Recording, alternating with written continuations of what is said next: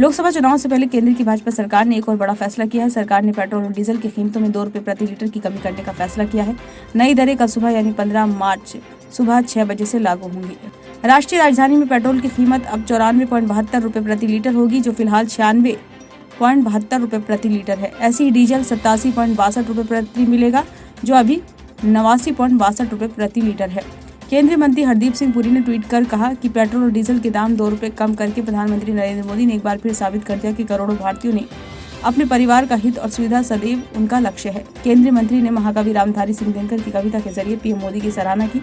उन्होंने लिखा, वसुधा का नेता कौन हुआ, भूखंड विजेता कौन हुआ, अतुलित यश क्रेता कौन हुआ, नवधर्म प्रणेता कौन हुआ, जिसने न कभी आराम किया, विघ्नों में रहकर नाम किया। उन्होंने लिखा, जब विश्व मुश्किल दौर से गुजर रहा था, विकसित और विकासशील देशों में पेट्रोल के दामों में 50 से 72% तक की बढ़ोतरी हुई और हमारे आसपास के कई देशों में तो पेट्रोल मिलना ही बंद हो गया। तब भी 1973 के बाद आए 50 साल के सबसे बड़े तेल संकट के बावजूद पीएम मोदी के दूरदर्शी और सहज नेतृत्व के कारण मोदी के परिवार पर आंच नहीं आई। भारत में पेट्रोल के दाम बढ़ने की बजाय पिछले 2.5 वर्षों में 4.65% कम हुए। उन्होंने आगे लिखा, भारत में ईंधन की सप्लाई निरंतर बनी रही, सस्ते दामों पर बनी रही और हमारे कदम निरंतर हरित ऊर्जा की ओर भी बढ़ते रहे। यानी भारत ने ऊर्जा उपलब्धता, सामर्थ्य और स्थिरता को बरकरार रखा। भारत इकलौता ऐसा देश था जहां पेट्रोल और डीजल के दाम बढ़े नहीं बल्कि कम हुए। हमने जहां से हुआ अपने देशवासियों के लिए तेल खरीदा। नरेंद्र मोदी के प्रधानमंत्री बनने के पहले हम 27 देशों से कच्चा तेल खरीदते थे, लेकिन उनके नेतृत्व में अपने देशवासियों को सस्ता पेट्रोल, डीजल और गैस पहुंचाने के लिए इस दायरे को बढ़ाया और अब 39 देशों से मोदी के परिवार की जरूरतें पूरी करने के लिए कच्चा तेल खरीदते हैं।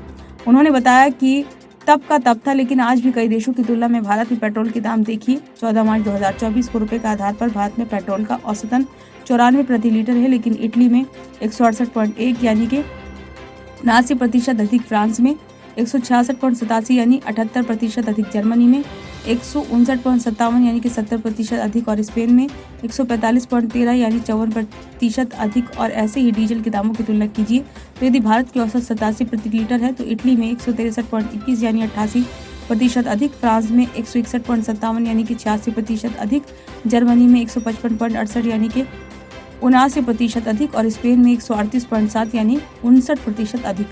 उन्होंने आगे लिखा, दुनिया भर में चाहे कुछ भी हो रहा हो, पीएम मोदी के नेतृत्व में हमारा पूरा प्रयास रहा कि देश के हर कोने में और हर नागरिक तक ईंधन की सप्लाई बनी रहे, हर चूल्हा जलता रहे, हर गाड़ी चलती रहे, प्रगति की गति में न कभी कमी आए और न ही रुकावट। आज भी हालांकि लाल सागर में संकट बना ही हुआ है, परंतु जैसे ही कच्चे तेल के अंतर्राष्ट्रीय दामों में कुछ राहत हुई, प्रधानमंत्री नरेंद्र मोदी ने तुरंत पेट्रोल और डीजल के दाम कम करके अपने परिवार को एक और उपहार दे दिया।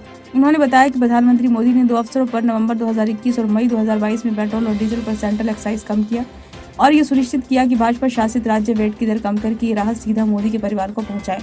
यही कारण है कि आज भी भाजपा शासित और अन्य राज्यों के बीच पेट्रोल के दामों में लगभग 15 रुपए और डीजल के दामों में लगभग 11 रुपए तक का अंतर है। उन्होंने पहले 2 बार में एक्साइज घटाकर पेट्रोल के दाम 13 रुपए प्रति लीटर कम हुए थे और डीजल 15 प्रति लीटर। आज की कटौती के बाद नवंबर 2022 से लेकर अब तक पेट्रोल दाम में हुई कुल 15 रुपए की कमी और डीजल के दाम में कुल 17 रुपए की कमी आई।